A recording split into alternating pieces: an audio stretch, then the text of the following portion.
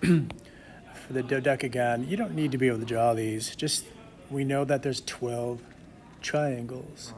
So each triangle has an area of 1/2 times base times height. And if the side length of our dodecagon is 5, then the base is 5. So 1/2 times the base of 5 times the height is the area of one red triangle, and we need 12 of them.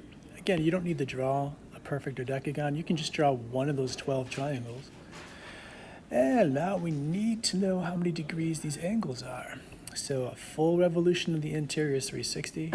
If you divide by 12, you get 30 degrees for this red triangle's central angle. It's 30 degrees, but then we have to cut it in half because we're working with the right triangle.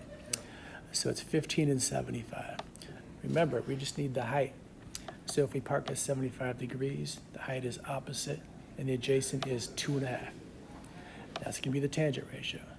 Tangent of 75 is the opposite side over the adjacent. Trying to find h, we multiply both sides by 2.5.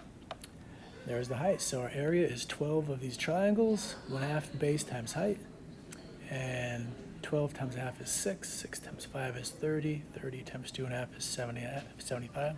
So 75, tangent of 75 degrees is the exact answer. And with our calculator, we can get the decimal approximation.